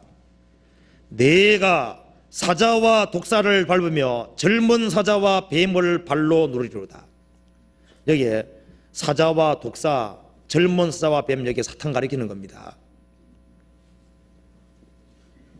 전능하신 자의 그늘 아래에 거하는 사람, 그 사람은 주님께서 지켜주실 뿐 아니라 그 사람은 적극적으로 사탄의 권세를 정복하고 주님의 뜻과 영광을 나타낼 것을 말하고 있는 거예요. 그리고 전능하신 자, 지존자, 그 하나님을 아는 사람의 특징이 여기 나와 있습니다. 14절에서부터 16절까지 같이 읽어보겠습니다. 하나님이 가라사대 저가 나를 사랑한즉 내가 저를 건지리라. 저가 내 이름을 안즉 내가 저를 높이리라. 저가 내게 간구하리니 내가 응답하리라. 저희 환난 때에 내가 저와 함께하여 저를 건지고 영화롭게 하리라. 내가 장수함으로 저를 만족케 하며 나의 구원으로 보이리라 하시도다. 이 말씀 속에 전능하신 하나님을 자기의 그늘로 삼고 있는 사람의 특징이 나와 있습니다. 14절에 보면은 저가 나를 사랑한즉, 그 성도의 특징이 주님을 사랑하는 거예요. 저가 내 이름을 안즉, 압니다. 그리고 저가 내게 간구하리니, 간구하는 것이 있는 거예요. 그래서 모든 성도의 기본적인 특징이 있는데, 주님 안에 들어온 사람, 주님 피로 구원함을 얻은 사람이 전능자의 그늘 아래 거하는 사람입니다. 그 사람의 기본 특징은 여기에 주님을 사랑하는 것이 있습니다. 그리고 주님을 압니다. 내가 주님을 아는 것처럼 주님이 나를 아는 거예요. 그 사람은 주님에 대해서 아는 것이 아니라 주님을 직접 아는 겁니다. 영생은 유일하신 참 하나님과 그의 보내신 자 예수 그리스도를 아는 겁니다. 그리고 간구하리니, 그 간절히 기도하는 그 세 가지 기본적인 특징이 있습니다. 그래서 하나님께서 여기 약속해 주셨잖아요. 14절에 하나님이 가라사대 저가 나를 사랑한즉, 성도는 주님을 사랑합니다. 사랑한즉 내가 저를 건지리라 약속입니다. 주님의 그늘 아래 있는 사람, 그 사람은 주님을 사랑하는 사람이고, 저가 나를 사랑한즉 내가 저를 건지리라 약속입니다. 저가 내 이름을 안즉 내가 저를 높이리라. 어디까지? 나중에 하나님의 보좌 우편까지 높이잖아요. 저가 내 이름을 안즉 내가 저를 높이리라. 저가 내게 간구하리니 내가 응답하리라. 저희 환난 때에 내가 저와 함께하여 저를 건지고 영화롭게 하리로다. 여기서요, 우리 구원받은 사람이 하나 기억해야 될 것이 있는데요, 나는 주님 안에 있고 주님의 그늘 아래에 거하는데 왜 내게 환난이 있느냐?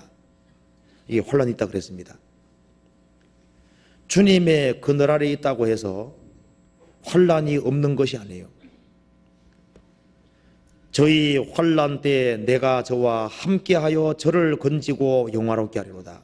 주님께서 영광을 주기 위해서 이게 환난의 때를 준다 그랬습니다. 그리고 그 환난 통해서 영화롭게 하리로다.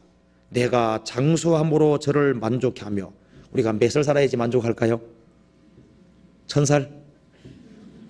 그 영원히 장수함으로 만족한다는 얘기는 영생한다 그 말입니다.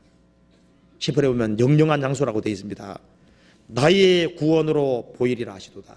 금세에서뿐 아니라 주님 오실 때 몸까지도 구원되는 거잖아요.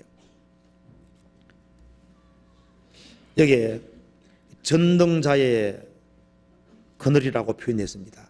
그리고 이게 전능자의 그늘 아래 있는 사람이 왜 이렇게 힘있게 살 수가 있나 하면 그 이유가 있습니다. 이제 이사야서 49장 다시 한번 봅시다. 이사야 49장 49장 봅시다.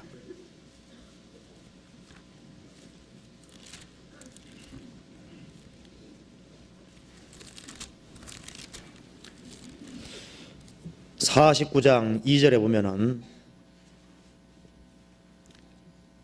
내 입을 날카로운 칼같이 만드시고 나를 그 손 그늘에 숨기시며, 여기에 전능자의 그늘이라는 말보다는 어떻습니까? 더 구체적으로 되어 있죠. 나를 전능하신 그 하나님의 손 그늘에 숨기시며, 전능하신 분의 그늘이라고 말하지 않고 전능하신 분의 손 그늘에 숨기시며, 이렇게 더 구체적으로 표현했습니다. 왜 이렇게 표현을 했을까? 자, 여기에 예수님에 대한 예언입니다. 나를 손 그늘에 숨기시며, 전능하신 자 그늘에 있다는 표현보다가 이건 더 강한 표현입니다. 전능하신 자의 손 그늘에 숨기시며, 능력의 손을 말하고 있는 거예요. 그래서 예수님이 이 세상에 오셔서 30년 동안 조용히 사시다가 3년 반 동안 공생에 하실 때 하나님의 손을 힘입어서 3년 반 동안 엄청난 역사를 행하신 겁니다. 나를 그 손 그늘에 숨기시며 나로 마광한 살을 만드사 그 전통에 감추시고 내게 이르시되 너는 나의 종이요 내 영광 나타낼 이스라엘이라 하셨느니라. 그래서 예수님이 하나님의 손 안에서 어떻게 됐습니까? 탄생하고 길러졌지 않습니까? 그리고 때가 되니까 화살을 날리는 것처럼 날렸고 거기에 전능하신 하나님의 손이 따라갔습니다.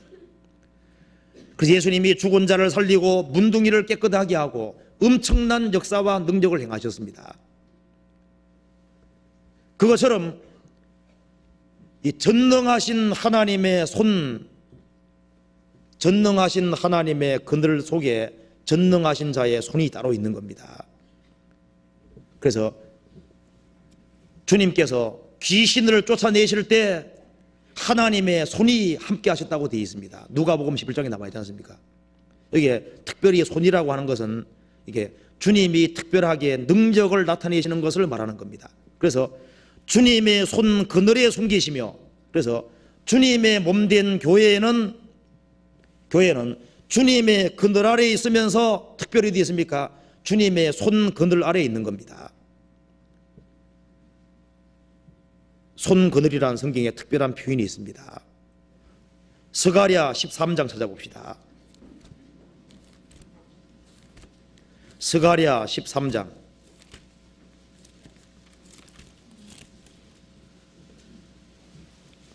13장 7절.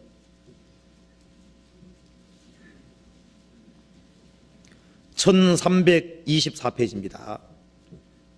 13장 7절 같이 읽겠습니다. 만군의 여호와가 말하노라. 칼아 깨어서 내 목자 내 짝된 자를 치라. 목자를 치면 양이 흩어지리니와 작은 자들 위에는 내가 내 손을 들이오리라. 여기서 만군의 여호와가 말하노라. 칼아 깨어서 내 목자, 예수님입니다. 내 짝된 자를 치라. 그러니까 성부와 동등이신 분이 예수님이잖아요. 치라. 예수님이 심판받을 걸 말씀하신 겁니다. 목자를 치면 양이 흩어지리니와 작은 자들 위에는 내가 내 손을 들이우리라. 전능하신 자의 손 그늘이 들이우리라. 손이 들이우리라. 이게 무슨 말이냐면요, 여기에서 작은 자들이 누굴 가리키는 겁니까? 예수님의 제자들을 가리키는 거예요. 그래서 예수님이 심판받을 때 양떼가 흩어졌지 않습니까? 그래서 예수님 죽으시고 부활하신 이후에 제자들을 다 모았습니다. 그리고 작은 자들, 예수님의 제자들을 위해는 내가 내 손을 들이우리라. 그래서 예수님에게 손이 드리워져서 그 능력의 손입니다. 예수님이 아주 엄청난 역사를 이루신 것처럼 예수님이 죽으시고 부활하신 이후에는 작은 자들 위에 내가 내 손을 들이우리라. 초대교회 당시에 예수님이 죽으시고 부활하신 이후에 작은 자들이 있었습니다. 예수님이 부활 승천하신 것을 본 사람은 120명의 무리였습니다. 그 사람들은 작은 자들이었습니다.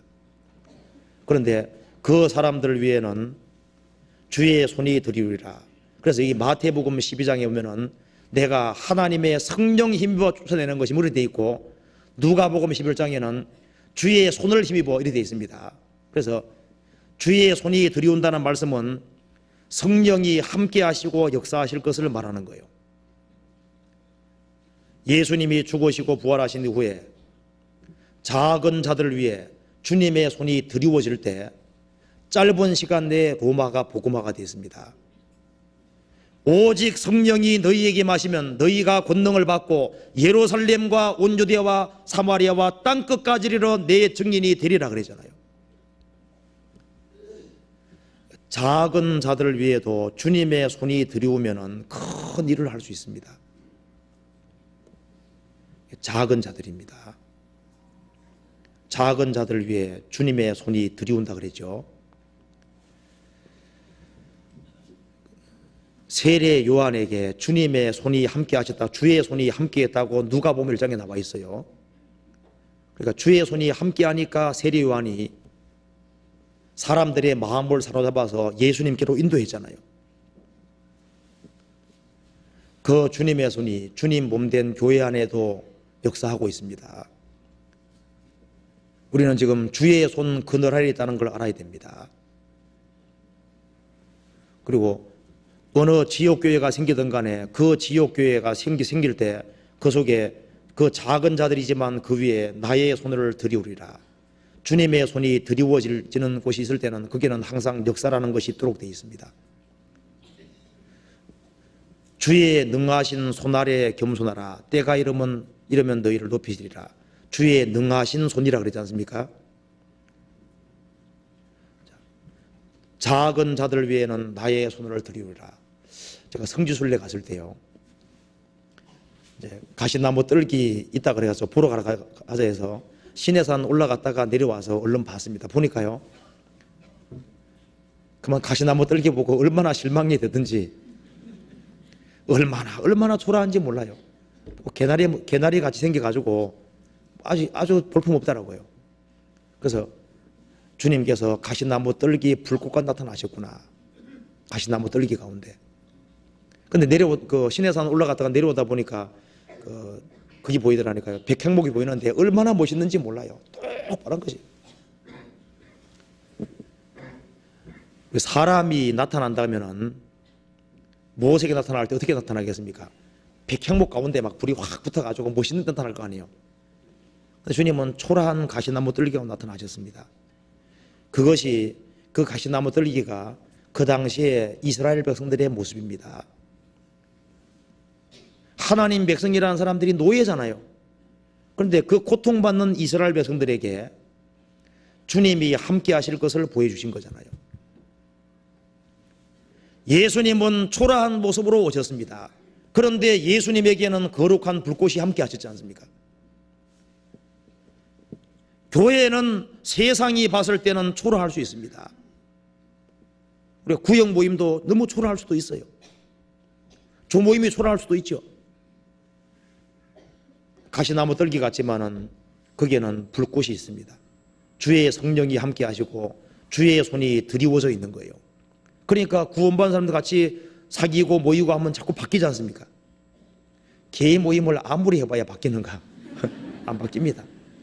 근데 구원받으면 자꾸 만나봐야 왜 바뀌냐 그 말입니다. 주의 손이, 작은 자들 위에는 나의 손이 드리우리라. 이건 사실입니다. 주의 권능이 지금도 함께하고 있는 것이 사실인 겁니다. 이 성경책은요, 8만 대장경하고 비교하면 얼마나 작아요.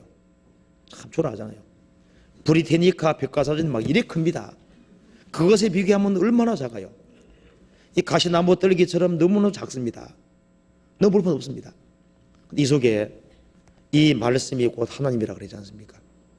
이게 보통 책이 아닙니다. 자, 그 옛날에 요셉이라는 사람이 에집트에 내려가서 많은 고통과 수모를 겪었지만은 그 사람이 왜 그렇게 힘있는 인생을 살 수가 있었습니까? 그게 전능자의 손이 드리워져 있었던 거예요. 창세기 49장 찾아봅시다.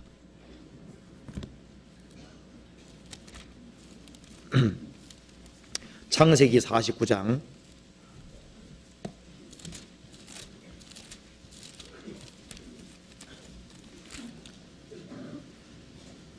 22절.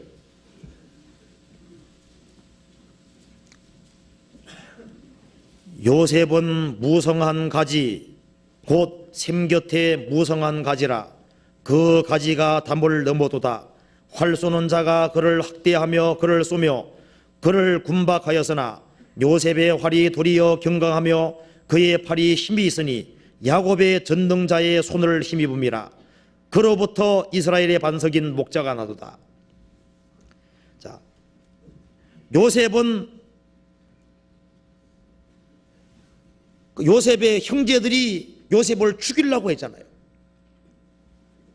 보디발의 아내도 요셉을 죽이려고 했습니다. 활 쏘는 자가 요셉을 쏘고 그를 학대하고 그를 군박하였으나 번거롭게 했지만은 요셉의 활이 도리어 경강하며 그의 팔이 힘이 있으니 야곱의 전능자의 손을 힘입니다. 전능자의 손이 함께 하셨기 때문에 에집트에 내려가서 종도로 살 때도 하나님이 함께 하셨습니다. 감옥에 들어갔을 때도 하나님이 함께 하셨어요. 나중에 감옥에서 나와서 어떻게 됐습니까? 총리 대신이 되고, 그리고 이스라엘 사람들을 구원하고 에집트를 구원하는 그런 큰 역사를 이뤘는데, 그 배후에 누가 있었느냐? 야곱의 전능자의 손을 힘입니다. 전능자의 손이 함께 하셨습니다. 구원받은 사람 배후에 주님의 손이 있다는 걸 잊지 말아야 됩니다. 이제 구원받은 사람은 그 시대가 주님 손에 있는 거예요. 벗어날 수 없습니다. 시편 139편 찾아봅시다. 시편 139편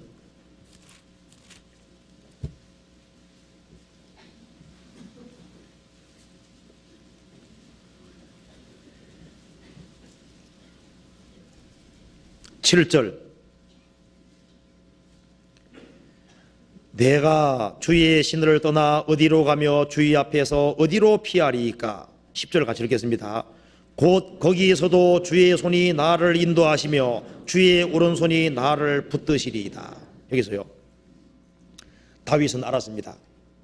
내가 주의 성신을 피할 수 없다 그랬습니다.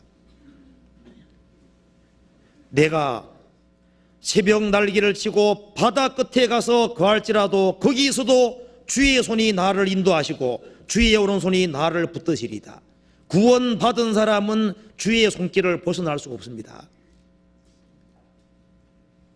우리 영혼이 주님 손에 의탁됐을 때 그 사람 시대는 주님 손에 있습니다.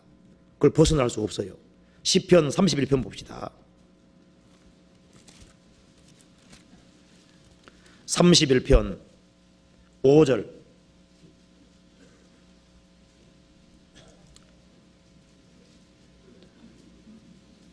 내가 나의 영을 주의 손에 부탁하나이다. 진리의 하나님 여호와여 나를 구속하셨나이다. 15절 같이 읽겠습니다. 내 시대가 주의 손에 있사오니 내 원수와 핍박하는 자의 손에서 나를 건지소서. 예. 내가 나의 영을 주의 손에 부탁하나이다. 영혼을 주님의 손에 부탁한 사람, 그 사람은 주님께서 붙잡습니다.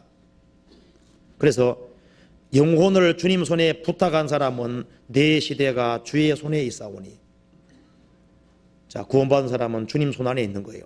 그래서 저는 넘어지나 아주 엎드러지지 아니하면 여호와께서 손으로 붙드심이로다. 자, 그래서요, 우리가 주님 손에 관련해서 우리가 몇 가지를 잠깐만 더 봅시다. 여기 이사야 41장 봅시다. 이사야 41장 10절에 보시겠습니다.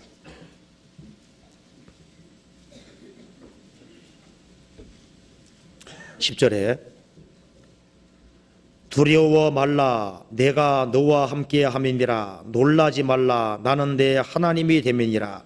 내가 너를 굳세게 하리라. 참으로 너를 도와주리라. 참으로 나의 의로운 오른손으로 너를 붙들리라. 여기서요, 주님이 의로운 오른손으로 붙든다 그랬는데 이 손이 구체적으로 무슨 손인지를 조금 알 필요가 있습니다.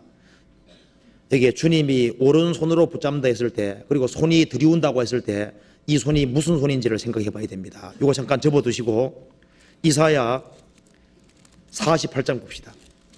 이 손이 무슨 손인지 봅시다. 48장 12절. 12절 13절 같이 읽어보겠습니다. 야곱아 나의 물은 이스라엘아 나를 들으라. 나는 그니 나는 처음이요 또 마지막이라. 과연 내 손이 땅의 기초를 정하였고 내 오른손이 하늘에 폈나니 내가 부르면 천지가 일제히 서느니라. 이 손이 무슨 손입니까? 땅의 기초를 정한 손입니다. 내 오른손이 하늘에 폈나니 천지를 창조하신 손인 거예요. 나를 붙잡아 준다고 한 이 손은 천지를 창조한 손입니다. 그리고 이사야 52장 봅시다. 10절.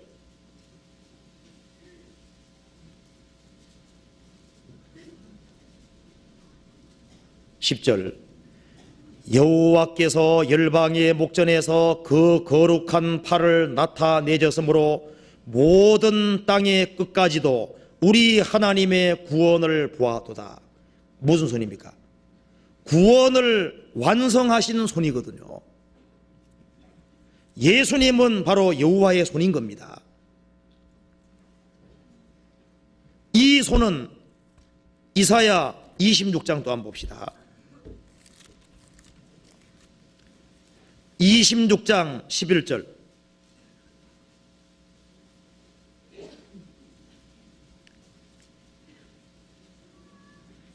여호와여 주의 손이 높이 들릴지라도 그들이 보지 아니하다마는 백성을 위하시는 주의 열성을 보면 부끄러워할 것이라. 불이 주의 대적을 사르리이다. 무슨 손입니까? 천지를 창조하신 손, 구원을 완성하신 손이 높이 들려서 사람들을 부르시고 있는 거지 않습니까?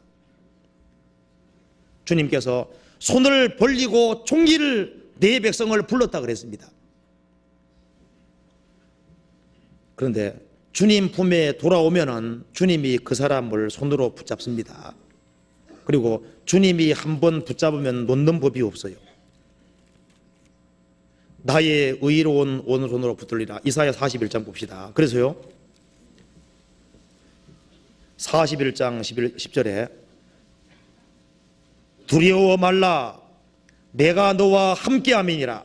놀라지 말라 나는 내 하나님이 됨이니라. 내가 너를 굳세게 하리라. 참으로 너를 도와주리라. 참으로 나의 의로운 오른손으로 너를 붙들리라. 이 손이 보통 손이 아닙니다. 천지를 창조하신 손, 구원을 완성하신 손, 우리를 부르신 손길입니다. 구원 받을 때 주님께서 그 사람 손으로 붙잡은 거예요. 그리고 주님께서 붙잡으신 사람은 주님이 놓지 않습니다. 내가 너를 도와주리라. 나의 의로운 오른손으로 너를 붙들리라. 계시록 2장에서는 7뼈를 주님이 손에 붙잡고 있다 그랬습니다. 모든 거듭난 그리스도인들을 주님께서 붙잡고 있는 거예요. 그래서 예수님은 손 그늘 아래 있었습니다. 전능하신 하나님의 손 그늘 아래 있었어요. 그래서 예수님의 생애가 힘 있는 생애고 구원을 완성하게 됐잖아요. 이제 그 손이 주님 몸된 교회 안에 드리워져 있고, 그리고 주님의 뜻과 주의 진리 가운데 살아가는 사람, 그 사람에게 주님 손이 드리워져 있는 거예요. 그 능력의 손입니다. 건지시는 손인 거예요. 주님 능하신 손입니다. 그래서 주님 손 그늘 아래 있는 사람, 그 사람이 가장 행복한 사람인 거예요. 그래서 우리가 오늘 이 성경 말씀 속에서 살펴본 대로 우리가 구원을 받았다는 것은 이 세상 어둠에서 벗어나서 주님 품 안에 들어왔는데 그 통로는 예수님 피를 통과해서 들어온 겁니다. 그 사람은 주님 그늘 아래에 지금 들어와 있는 거예요. 왜 성경에서 이렇게 그늘에 대해서 많은 것을 말해놨겠습니까? 주님 그늘 아래 떠나는 것은 이게 망하는 길이라는 것을 미리 보여주고 있는 거잖아요. 그걸 이해시키기 위해서 성경에서는 주님 그늘 아래 피하는 것이 얼마나 중요한 것인지를 알려주기 위해서 주의 날개의 그늘 아래라는 표현도 나와 있고, 그잖아요. 그러니까 주님을 어미 새처럼 생각하라 그 말이지 않습니까? 새 볼 때마다 우리 생각해야 되는 거예요. 어미 새가 새끼 새를 품고 있는 거 보면은 주님이 나를 품고 있는 그 날개 아래 있는 그걸 생각할 필요가 있습니다. 그리고 아기를 안고 있는 어머니를 보면은 그걸 통해서 주님이 나를 품고 있고 나를 안고 있다는 걸 또 생각해 봐야 됩니다. 결혼한 사람은 내가 남편 그늘 아래 있는 것처럼 주님이라고 하는 남편의 그늘 아래 우리가 있을 때, 힘있고 능력 있는 남편 그늘 아래 있을 때 행복한 거예요. 그 남편을 떠나가지고 딴 데 가면 안 되죠. 그러잖아요. 우리가 주님 그늘 아래에서 벗어나면 안 됩니다. 그런 것은 인간이 이해하기 어렵기 때문에 그렇게 쉽게 표현해 둔 거예요. 근데 더 구체적으로 성경에서는 말씀하기를 우리는 전능자의 그늘 아래에 들어온 겁니다. 전능하신 분입니다. 무엇이든지 할 수 있는 분인 거예요. 우리는 그분 밑에 들어와 있는 겁니다. 그러니까 주님이 전능하신 분이니까 주님 그늘 아래에서 주님께 도움을 요구하고 주님께 도움을 요청하고 주님 힘으로 살기를 원해야 되잖아요. 구원받고 나면은 사람에게는 기대고 의지하지 말아야 됩니다. 사람은 사람을 진정으로 도와줄 수 없어요. 주님께 매달리고 주님께 도움을 구해야 될 이유는 주님은 전능하신 분입니다. 그리고 정말 주님 그늘 아래 주님 품 안에 살아가는 사람, 그 사람에게는 주님의 손이 함께 하실 거예요. 나를 그 손 그늘 아래 그늘에 숨기시며, 그 주님의 손 그늘 아래 있다는 얘기는 그 사람은 틀림없이 힘 있는 생애, 능력 있는 생애, 그 사람을 통해서 주님의 손 그늘이 있으니까 주님이 그 사람을 붙잡아주고 도와주는 것은 말할 것도 없고 그 사람을 통해서 주님께서 많은 일을 할 수 있다는 걸 말하고 있는 겁니다. 그래서 나를 손 그늘 아래에 숨기시고, 그래서 주님이 붙잡은 사람은 저 위에 분명히 설 거예요. 그리고 전능하신 자의 그늘 아래에 있는 사람들을, 그 그늘 아래에 있는 사람은 영원한 빛의 세계 속에 들어가서 그 영광 중에 살게 될 겁니다. 그래서 아무리 어떤 어려움이 있다고 할지라도 애굽의 그늘에 피하는 그런 사람은 없어야 됩니다. 이 세상은 우리를 도와줄 수 없어요. 그리고 주님께 끝까지 의지하는 사람은 주님 손이 전능한 손이니까 도와주실 겁니다. 같이 기도하시겠습니다. 자비로우신 우리 아버지 하나님 감사합니다. 하나님을 등지고 죄 가운데 살던 저희들을 불러주시고 주님의 날개 그늘 아래 살게 해주신 것을 감사합니다. 주님 안에 사는 기쁨이 무엇인지를 알 수 있도록 더욱 도와주시고 주님 안에서 우리의 모든 것을 추구할 수 있도록 도와주옵소서. 이 세상 그 어디에도 참된 만족과 안식이 없습니다. 걸어가신 주님, 우리의 마음을 일깨워 주시고 주님 말씀을 더욱 가까이 할 수 있는 사람이 될 수 있도록 도와주옵소서.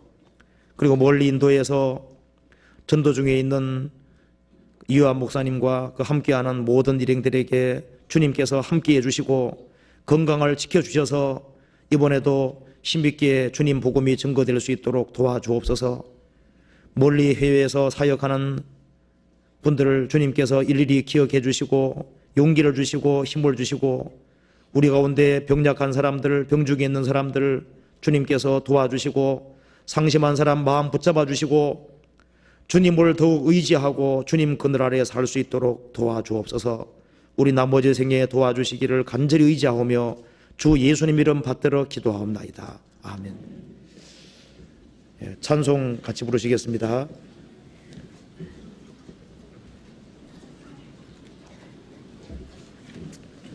478장 같이 부르시겠습니다.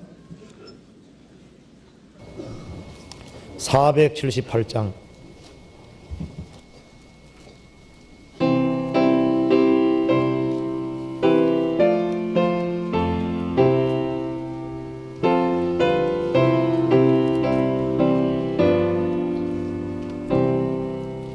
주 날개 밑 내가 편안히 지내 밤 깊고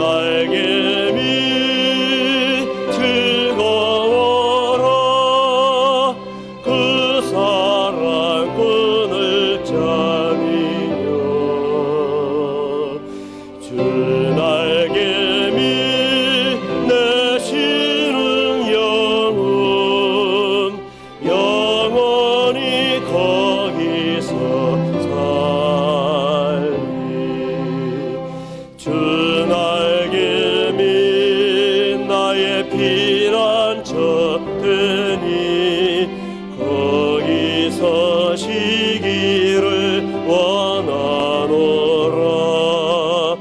세상이 나를 어디로 외주나 거기서 평화를 누리라.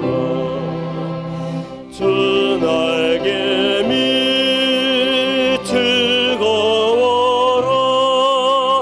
그 사랑꾼을 짜니뇨. 주 날개미 내쉬는 영혼 영원히 거기서 살리. 주 날개미 참된 기쁨이 있네. 고달픈 세상 길 가는 동안 나 거기 숨어 돌보심을 받고 영원한 안식을 얻으리라. 주 날개미 즐거워라. 그 사랑꾼을 짜니뇨. 주 날개미 내쉬는 영혼 영원히 거기서 살리.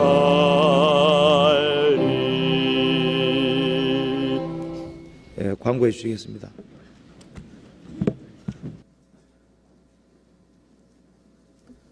광고 말씀드리겠습니다. 목사님 인도에서 지금 전도 여행 중이십니다. 위에서 기도해 주시고요. 그 자세한 내용은 교회 소식에 나와 있습니다. 그리고 지금 아마 2층하고 6층이 지금 공사 중입니다. 그래서 아마 2층에서 화장실 때문에 상당히 어려운 분들이 계셨을 텐데요. 1층을 사용해 주시거나 저쪽 2층 이 오른쪽 끝에 있는 그 화장실을 사용해 주십시오. 왜냐하면 굉장히 오래돼서 우리가 이 공사를 안 할 수가 없었습니다. 그래서 지금 공사 중이니까요. 그렇게 양해해 주시면 되겠습니다. 강동교구 전도집회 장소가 내일부터 전도집회를 하는데요. 강동 전교에서 잠실 본 웨딩홀, 잠실 본 웨딩홀로 잘못 광고가 되어 있는 것 같습니다. 그렇게 아시고요. 잠실 본 웨딩홀로 착오 없으시기 바랍니다. 오늘 노인회 원래 교제를 한 날입니다. 노인들 여러분들의 건강과 또 유익한 교제가 있으니까 많은 참석하시고요. 점심 식사 후 2시까지 교육관 102호실로 가시면 되겠습니다. 광고 마치겠습니다. 마치겠습니다.